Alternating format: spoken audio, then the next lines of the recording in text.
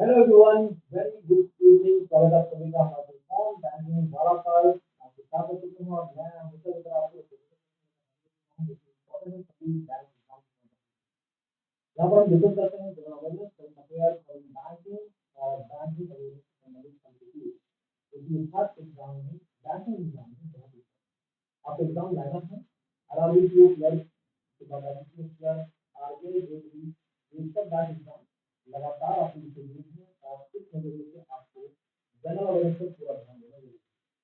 Exam को मेरी exam के साथ आप देख सकते हैं हमें एक सेकंड में जो कि हम जाते हैं आपके लिए तो क्लास की शुरुआत करते हैं और देखते हैं आज के दिन कौन कौन से इम्पोर्टेंट क्वेश्चन आपको यहाँ पे डिस्कस किए जाएंगे। आज है क्लास एक टारगेट हमारा है सभी बैंक एग्जाम क्योंकि अभी सबसे पहले आरआरबी क्लर्क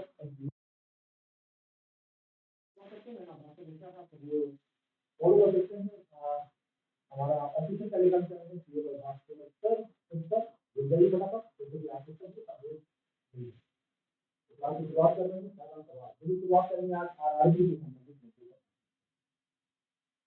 राष्ट्रीय ग्रामीण बैंक की जब बात करें तो regional rural banks RRB was established on the recommendation of which committee. वो कौन सी कमेटी है जिसके रिकमेंडेशन पर आरआरबी की स्थापना हुई? आंसर करिए फटाफट, बता दीजिए वो कौन सी कमेटी है जिसके रिकमेंडेशन पर आरआरबी स्टैब्लिश हुए हैं। C Rangarajan committee, Sivaraman committee, Narasimham committee, Malhotra committee, या इनमें से कोई भी सही जवाब नहीं। देखिए, हम आपके लिए यहाँ पर वो क्वेश्चंस लाते हैं, वो एमसीक्यूज लाते हैं जिसमें ऑप्शंस में भी बहुत सारी बातें आपको जानने को मिल जाए। तो जितने भी ऑप्शन यहाँ पर मिल रहे हैं, आपको दिख रहे हैं, सब किसी न किसी इंपॉर्टेंट है ना मकसद से संबंधित कमेटी से जुड़े हुए हैं। जैसे रंगराजन कमेटी की बात करें तो पहली चीज तो आपकी जानकारी के लिए रिजर्व बैंक ऑफ इंडिया के फॉर्मर गवर्नर रह चुके हैं और पॉवर्टी एस्टिमेशन कमेटी के प्रमुख भी यही थे। तो पॉवर्टी एस्टिमेशन एस्टिमेशन कमेटी जो है उसके प्रमुख भी यही थे। अगली बात, शिवरमन कमेटी की बात करेंगे हम। शिवरमन कमेटी नाबार्ड से संबंधित है। NABARD, national bank for agriculture and rural development. Narasimham committee सही जवाब है यहां पर, और यही है वो कमेटी जो कि आरआरबी से संबंधित है, क्षेत्रीय ग्रामीण बैंकों से संबंधित रिकमेंडेशन इसी कमेटी के द्वारा दी गई थी। मल्होत्रा कमेटी की बात करें, इंपॉर्टेंट है। Malhotra committee IRDAI, insurance regulatory and development authority of India. इसके अलावा हम जब बात करते हैं बैंक अश्योरेंस की, इसकी रिकमेंडेशन भी मल्होत्रा कमेटी के द्वारा ही दी गई थी। तो एक सवाल, कई बातें आपको जानने को मिली हैं। हर सवाल में कुछ इसी अंदाज में आप नई बातें जानेंगे। चलते हैं लेकर आपको अगले सवाल की तरफ। अगला सवाल आपके सामने है और पूछा जा रहा है यहां पर कि priority sector lending targets, PSL targets RRBs के लिए और स्मॉल फाइनेंस बैंक के लिए क्या है? तो क्षेत्रीय ग्रामीण बैंक और स्मॉल फाइनेंस बैंक के लिए टारगेट्स क्या हैं? टारगेट कौन से? PSL target. अब आपके दिमाग में एक प्रश्न आना चाहिए, क्वेश्चन आना चाहिए, PSL टारगेट्स का मतलब क्या है? देखिए, वो सेक्टर जो कि हमारी इकोनॉमी में बहुत बड़ा रोल प्ले करते हैं उन्हें हम बोलते हैं प्रायोरिटी सेक्टर्स। क्या बोलते हैं? Priority sectors.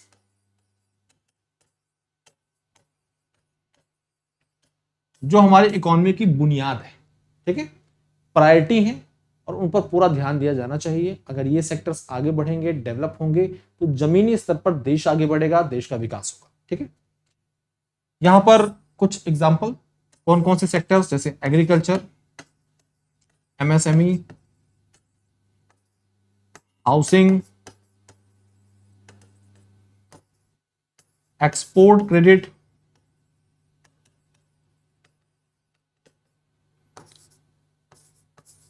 Education, social infrastructure,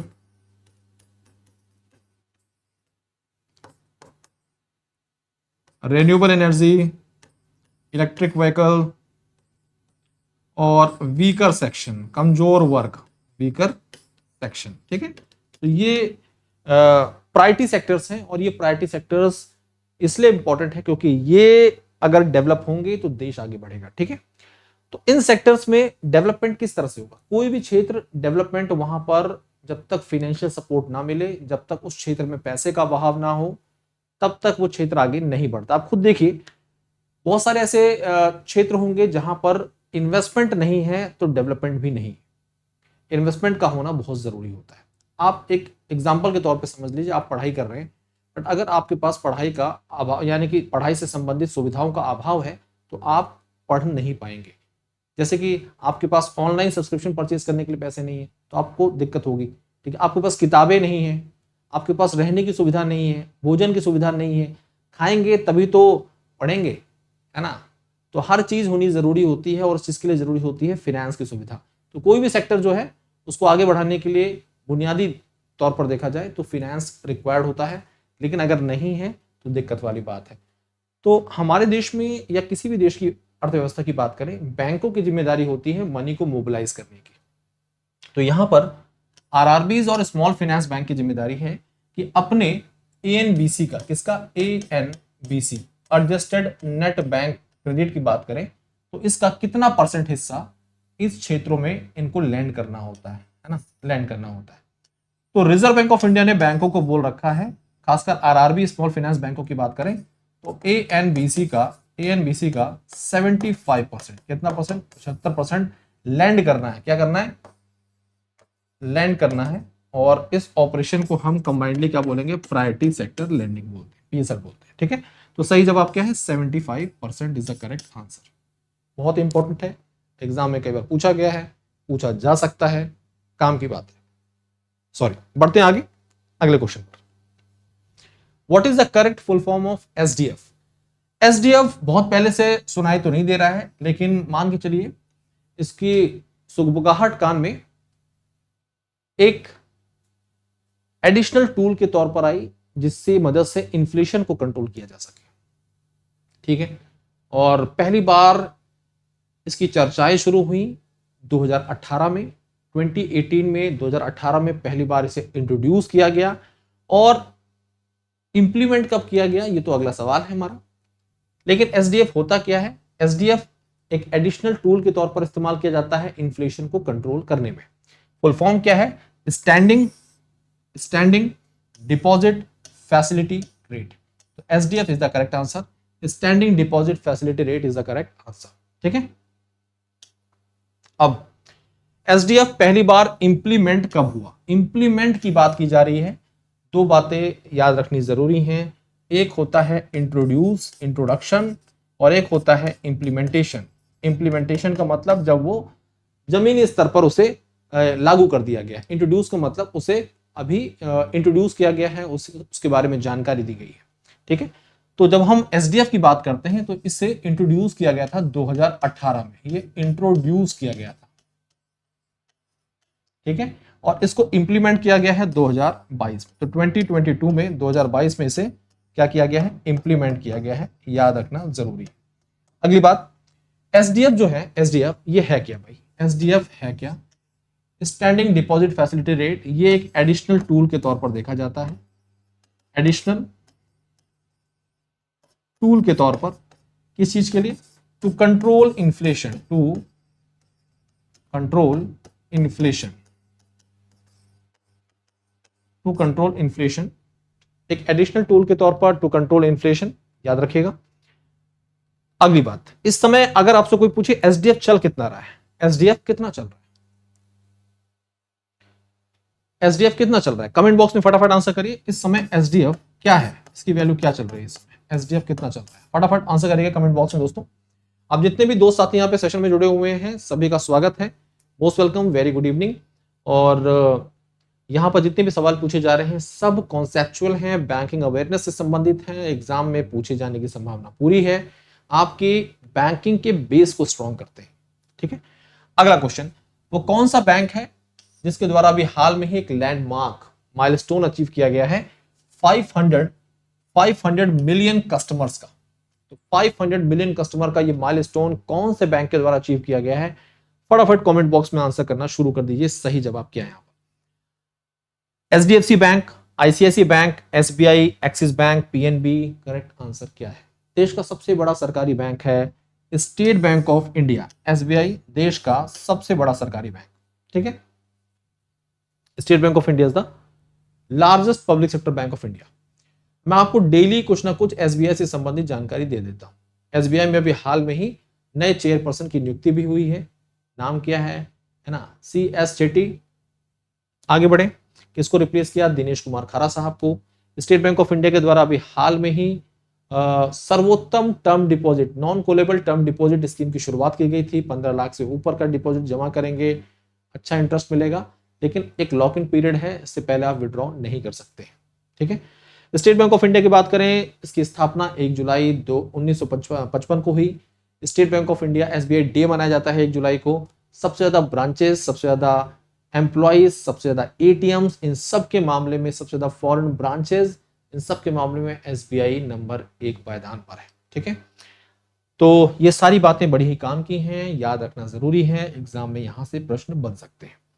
चलते हैं नेक्स्ट क्वेश्चन पर। अगला सवाल आपके सामने, वो कौन सा बैंक है जिसके द्वारा सरपास किया गया है, यानी कि पछाड़ दिया गया है IT जायंट इन्फोसिस को, किस मामले में, to become the 5th most valued firm in the country, यानी कि भारत में मार्केट वैल्यूएशन के आधार पर देश की 5वीं सबसे बड़ी मोस्ट वैल्यूएड कंपनी के तौर पर किस बैंक के द्वारा IT जायंट इन्फोसिस को एक पायदान खिसका दिया गया है और 5वें पायदान पर वो बैंक आ चुका है।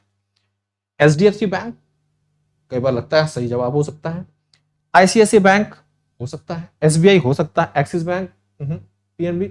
ठीक है, सही जवाब क्या है फटाफट बताइए, करेक्ट आंसर क्या है, करेक्ट आंसर यहां पर क्या है।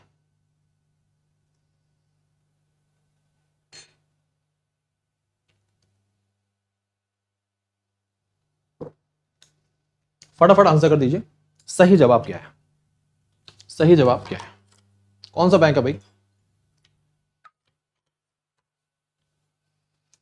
तो सही जवाब जो है वो है State Bank of India. SBI के द्वारा टेक जायंट इन्फोसिस को 5वें पायदान से खिसका दिया गया है और ये बैंक देश का 5वां सबसे बड़ा मोस्ट वैल्यूएबल कंपनी बन चुकी है। ठीक है, बढ़ते हैं अगले सवाल की तरफ। अगला क्वेश्चन देखते हैं क्या है। हम आपको कई बार इस पोर्टल के बारे में जानकारी दे चुके हैं, इसकी मदद से बैंकों में जमा अनक्लेम डिपॉजिट का पता कर सकते हैं। कोई ऐसा तो नहीं आपका सगा रिश्तेदार जिसने पैसा जमा किया हो और भूल गया हो, मैं कहाँ हूं, मैं कौन से गोले पर हूं, ऐसी वाली फीलिंग आ गई हो। तो उद्गम पोर्टल की जब बात करें, इस पोर्टल का मकसद ये है कि ऐसा पैसा जो कि बैंकों में 10 वर्ष हो चुके हैं, किसी ने उसकी हालचाल नहीं लिया है, ऐसे डिपॉजिट्स को अनक्लेम डिपॉजिट बोलते हैं। और कोई ऐसा तो नहीं कि भाई आपके परिवार में जिसने पैसा जमा किया हो भूल गया हो, तो आप उसकी कुछ बेसिक इंफॉर्मेशन के माध्यम से, मदद से इस पोर्टल पर जाकर पता कर सकते हैं कि ऐसा तो नहीं अनक्लेम डिपॉजिट है कहीं। तो टोटल नंबर ऑफ बैंक्स, जितने बैंक्स इस पोर्टल के साथ लिंक हो चुके हैं उसके बारे में पूछा जा रहा है। टोटल कितने बैंक लिंक हो चुके हैं, 7 बैंक, 15 बैंक, 25 बैंक, 30 बैंक, या फिर इनमें से कोई भी सही जवाब नहीं है। तो मैं आपकी जानकारी के लिए एक और बात खास बता दूं, शुरुआत में केवल 7 बैंक इस पोर्टल से जुड़े थे, धीरे धीरे करके संख्या इसकी 30 तक पहुंच चुकी है।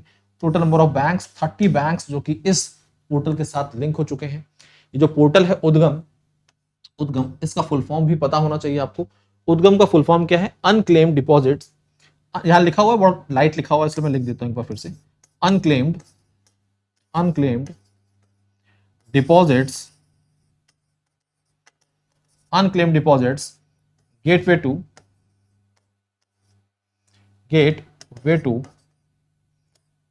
Access information. ठीक है, ये पूरा फुल फॉर्म है। और इस पोर्टल को डेवलप किसने किया है, इस पोर्टल को डेवलप किया गया है रैबिट एंड इफ्टैस, ये RBI की होली ओन सब्सिडरीज हैं इनके द्वारा। तो रिजर्व बैंक ऑफ इंडिया की होली ओन सब्सिडरीज रैबिट और इफ्टैस के द्वारा unclaimed deposit gateway to access information, इस पोर्टल को डेवलप किया गया है, जिसकी मदद से एक आम आदमी अनक्लेम डिपॉजिट के बारे में पता कर सकता है। ठीक है, अगली बात, अब ये जो बैंकों में अनक्लेम डिपॉजिट किसे बोलते हैं ये भी समझना जरूरी है। तो बैंकों में अगर 10 वर्ष 10 ईयर्स 10 वर्ष से कोई भी डिपॉजिट जमा है और उसको पूछने वाला कोई भी नहीं है, नो इंफॉर्मेशन, नो ट्रांजेक्शंस, कोई भी ट्रांजेक्शंस नहीं हुए, ऐसे डिपॉजिट्स को क्या बोलते हैं हम लोग, अनक्लेम डिपॉजिट्स बोलते हैं। अब बैंकों की जिम्मेदारी क्या होती थी कि ऐसे डिपॉजिट्स के बारे में बैंकों की जिम्मेदारी क्या है? ऐसे डिपॉजिट्स के बारे में, ऐसे डिपॉजिट्स के बारे में आरबीआई को ये इन्फॉर्म करते हैं, और आरबीआई का एक फंड होता है जिसे हम बोलते हैं डिपॉजिटर एजुकेशन अवेयरनेस फंड। ठीक है, इस फंड में ये पैसा डाल दिया जाता है। रिजर्व बैंक ऑफ इंडिया के द्वारा बहुत सारे एडवर्टीजमेंट आते हैं जिसमें बैंकों से संबंधित जागरूकता अभियान के तहत जानकारी दी जाती है। अमिताभ बच्चन, बहुत सारे क्रिकेटर्स ऐड करते हैं, आप देखते होंगे। फिनेंशियल फ्रॉड, साइबर सिक्योरिटी, इन सब मुद्दों पर भी जानकारी देते हैं। अपनी ओटीपी नहीं बताना, अपना कोई आपके पास कोई कॉल आता है जिससे आपको अपनी बैंक डिटेल्स नहीं बतानी है। इस प्रकार के जो अवेयरनेस मैसेजेस आते हैं, ये पैसा उसी में इस्तेमाल किया जाता है। ठीक है, अब आगे बढ़ते हैं। इसके बारे में काफी बेसिक बातें बता दी हैं। नेक्स्ट क्वेश्चन पे चलते हैं, और यहां पर देखिए जानकारी दी गई है मार्च 4 2024 तक ये आंकड़े हैं। 30 बैंक इस पोर्टल के साथ जुड़ चुके थे, विच आर पार्ट ऑफ उद्गम portal and they cover around, ये जो 30 बैंक हैं ये देश के बैंकों में लगभग 90% के करीब जो अनक्लेम्ड डिपॉजिट्स हैं उसको कवर करते हैं। ठीक है जी, देखिए यहां फंड के बारे में दिया गया है, depositor education awareness fund of RBI. Okay, important information है, पढ़ते रहिए, आगे बढ़ते रहिए। अगला सवाल है, which of the following north eastern state do not have any RRB, क्षेत्रीय ग्रामीण बैंक। वो कौन सा पूर्वोत्तर राज्य है जहां पर एक भी क्षेत्रीय ग्रामीण बैंक है ही नहीं? क्षेत्रीय ग्रामीण बैंक नहीं है, इसका मतलब कोई ग्रामीण इलाका ही नहीं हो। तो कौन सा वो स्टेट है भाई? क्या मणिपुर है, मेघालय है, त्रिपुरा है, नागालैंड है, सिक्किम है? तो करेक्ट आंसर क्या है? सिक्किम। सिक्किम की बात करें तो यहां पर एक भी आरआरबी नहीं है। ये नॉर्थ ईस्टर्न की बात है, ऐसा नहीं कि और भी कोई स्टेट है जहां पर है। बिल्कुल वो स्टेट पूछा जा रहा है। जनरली क्वेश्चन पूछा गया कि which of the following state do not have any regional rural banks, एक भी आरआरबी नहीं है किसी स्टेट में। गुजरात, पंजाब, गोवा, बिहार, कोई भी ऑप्शन नहीं सही है। आंसर करिए, जवाब का इंतजार है, फटाफट बता दीजिए करेक्ट आंसर यहां पर क्या है। वो कौन सा आरआरबी है भाई, कौन सा राज्य है जहां पर आरआरबी नहीं है? तो यार गोवा, नो आरआरबी। ठीक है, तो याद रखिए Goa and Sikkim, Goa and Sikkim have no RRB, have no RRB. Goa और सिक्किम में कोई भी आरआरबी नहीं है। ठीक है, क्लियर। अगला सवाल, non bank ATM operators, non bank ATM operators are authorised under which act? अब ये समझने का पहले समझना पड़ेगा कि नॉन बैंक एटीएम ऑपरेटर का मतलब क्या है। नॉन बैंक एटीएम ऑपरेटर का मतलब होता है ऐसे इंस्टीट्यूशंस, एंटिटी या ऑर्गेनाइजेशंस जो कि non banking organisation, non banking organisation है, इनके द्वारा मार्केट में एटीएम्स तैयार किए गए हैं, और ऐसे एटीएम्स को हम व्हाइट लेवल एटीएम बोलते हैं, WLAs बोलते हैं। व्हाइट लेवल एटीएम पर किसी भी बैंक का नाम नहीं होता है। अब सवाल समझ चुके हैं, पहले भी पढ़ चुके हैं, तो मुझे नहीं लगता इस सवाल का जवाब देने में आपको कोई भी दिक्कत परेशानी होगी। तो इंस्टीट्यूशंस, एंटिटीज, ऑर्गेनाइजेशंस जिन्हें हम नॉन बैंकिंग ऑर्गेनाइजेशन के तौर पर कैटेगराइज करें, और ऐसी संस्थाओं के द्वारा अगर मार्केट में एटीएम्स सेटअप किए जा रहे हैं, इन एटीएम्स को हम व्हाइट लेवल एटीएम्स बोलते हैं। और ये व्हाइट लेवल एटीएम जो है, इन पर किसी बैंक का नाम नहीं होता है। ठीक है, देश का पहला white level ATM Indicash Tata communication का था। इस समय देश में सबसे अग्रणी व्हाइट लेवल एटीएम प्रोवाइडर के तौर पर देखा जाए तो इंडिया वन है, जिसमें आईसीआईसीआई वेंचर की भी हिस्सेदारी है 49% की। देश में पहला व्हाइट लेवल एटीएम जिसके द्वारा यूपीआई बेस्ड एटीएम की शुरुआत की गई वो है Hitachi payment services private limited, Japanese firm है। अब इन सब बातों को पीछे करते हुए यहां पर बताना है कि देश में जो भी नॉन बैंक एटीएम ऑपरेटर्स है ना काम करते हैं, उन्हें ऑथराइज किया जाता है किस एक्ट के अंतर्गत? सही जवाब क्या है? Payment and settlement system act 2007 is the correct answer. ये बिल्कुल परफेक्ट आंसर है, एकदम सही जवाब है। ठीक है, बढ़े आगे, चलते हैं अगले सवाल की तरफ, देखते हैं नेक्स्ट क्वेश्चन क्या है। ATM setup owned and operated by non banks, ATM setup owned and operated by non banks are called white लेवल एटीएम्स। इन्हें क्या बोलते हैं हम लोग? WLA बोलते हैं। Non bank ATM operators are authorised under the PSS act 2007 by the Reserve Bank of India. By RBI. ठीक है, अगला क्वेश्चन यहां पर है आपके लिए, which one of the following city is not considered as the metro city? वो कौन सा शहर है जिसे बैंकिंग पॉइंट ऑफ व्यू से, एटीएम पॉइंट ऑफ व्यू से हम नॉन मेट्रो सिटी के तौर पर कैटेगराइज करते हैं, वो मेट्रो सिटी की कैटेगरी में नहीं आता है? मुंबई, नई दिल्ली, बेंगलुरु, हैदराबाद, अहमदाबाद। सही जवाब क्या है, करेक्ट आंसर क्या है? तो आपकी जानकारी के लिए पहले बता दें कि बैंकिंग पॉइंट ऑफ व्यू से देखा जाए तो हमारे देश में कुल 6 ऐसे शहर हैं जिन्हें हम मेट्रो की कैटेगरी में रखते हैं।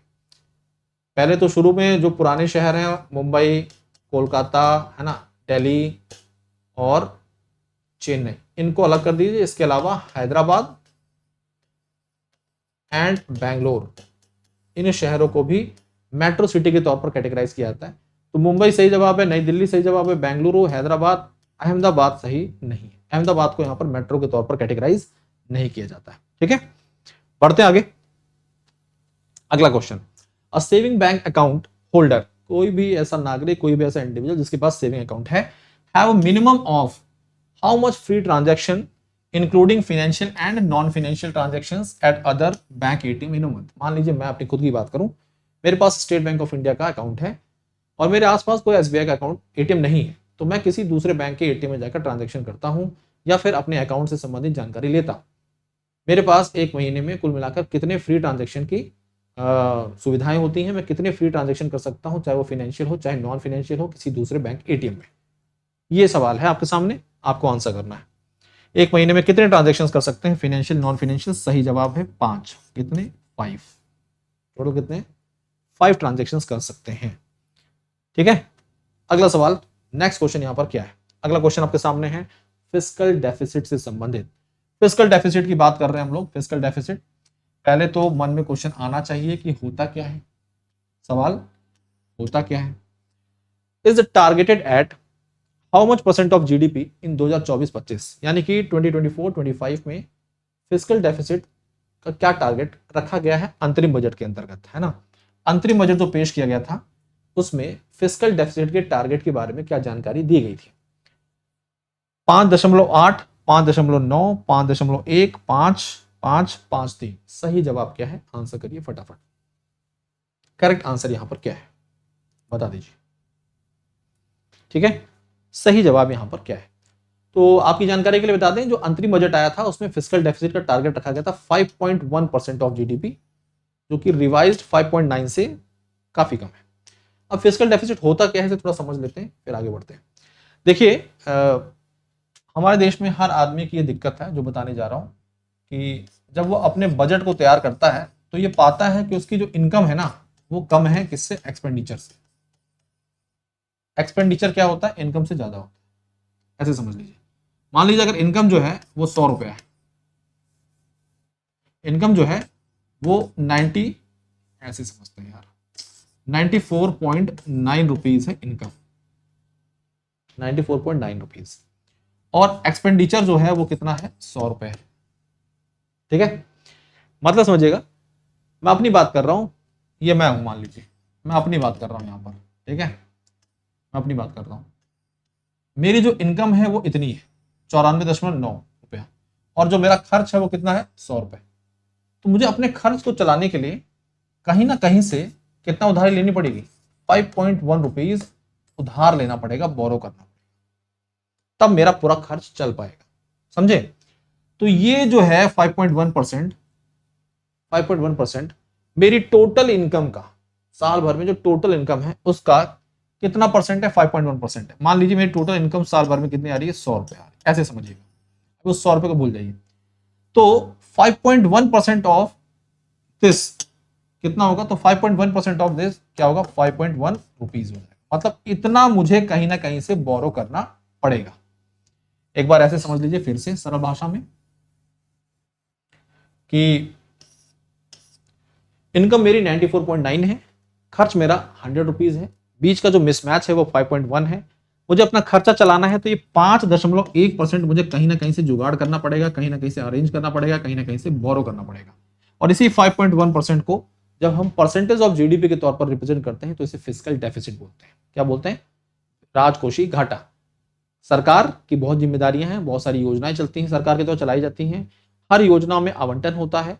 सरकार की जो आय आ रही है आमतौर पर उसके व्यय से यानी कि एक्सपेंडिचर से कम होती है। तो जो बीच का अंतर है उसे पाटने के लिए, उसे मिटाने के लिए, उसे खत्म करने के लिए सरकार को उधारी लेनी पड़ती है। तो हर वर्ष ये तय किया जाता है कि हम मैक्सिमम कितना उधार लेंगे, तो उसके बारे में जानकारी दी जाती है। राजकोषीय घाटे के हिसाब से बताया जाता है, फिस्कल डेफिसिट उसे ही बोलते हैं। इस बार का जो लक्ष्य रखा गया था वो था 5.1% of GDP. Fiscal deficit is targeted eight 5.1% of GDP in 2024-25, lower than the revise estimate for 2023-24 5.9 of GDP. ठीक है, फिस्कल डेफिसिट समझ लिया आपने, क्या टारगेट था ये समझ लिया आपने, कॉन्सेप्ट समझ लिया आपने, सब कुछ तो समझ रहे, कोई दिक्कत परेशानी तो नहीं होनी चाहिए। अब तो सेशन को लाइक करना तो बनता है ना, सेशन को लाइक कर दीजिए फटाफट, दोस्तों में शेयर किया करिए, डेली शाम को 4 बजे हमारे साथ जुड़िए इस प्लेटफॉर्म पर, और बैंकिंग वाला जो प्लेटफॉर्म है इसको सब्सक्राइब जरूर करिए। ओके, ये आपके सामने यहाँ पर जबरदस्त मॉनसून सेल चल रहा है। इस मॉनसून सेल जो है इसको हाथों हाथ आप लपक लीजिए, क्योंकि ऐसा ऑफर दोबारा नहीं मिलेगा। मॉनसून सीजन सेल जो है बैंक महापैक 1 ईयर का सब्सक्रिप्शन, जिसमें 18 प्लस एग्जाम आते हैं आपके, मात्र 2400 में 2400 में। 2 ईयर का सब्सक्रिप्शन महाविश्वास पैक आपके लिए 3000 का है मात्र। तो दोनों में ज्यादा अंतर नहीं है, लेकिन आप अब समझदार हैं, आपको क्या लेना है आप खुद देख लीजिए। Monsoon season cell IBPS RRB PO clerk को फोकस्ड आपके लिए 2.0 बैच लॉन्च कर देगा, जिसमें प्री मेंस दोनों है, मात्र 1530 का है। मॉनसून सीजन सेल आपके लिए बैंक एसएससी महापैक 4000 का है। देखिए इसमें बैंक और एसएससी दोनों जोड़ दिए गए हैं, ये जबरदस्त ऑफर है।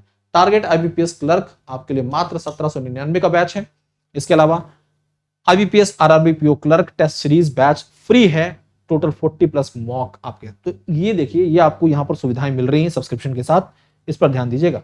किसी भी एग्जाम को क्लियर करने के लिए मॉक देना बहुत जरूरी है, क्योंकि ये आपको एग्जाम से पहले एग्जाम वाली फीलिंग दिला देता है। ये मेरा टेलीग्राम चैनल है ऑफिशियल, इसके साथ अपने आप को जोड़ लीजिए, ये सारी सुविधाएं मिल जाती हैं। ये क्यूआर कोड है, स्कैन करिए, फटाफट जुड़िए और हमारे साथ डेली पढ़िए शाम को 4 बजे बैंकिंग वाला पर। तो आज के लिए अभी के लिए इतना ही काफी, धन्यवाद। मुलाकात करेंगे कल शाम को 4 बजे फिर से।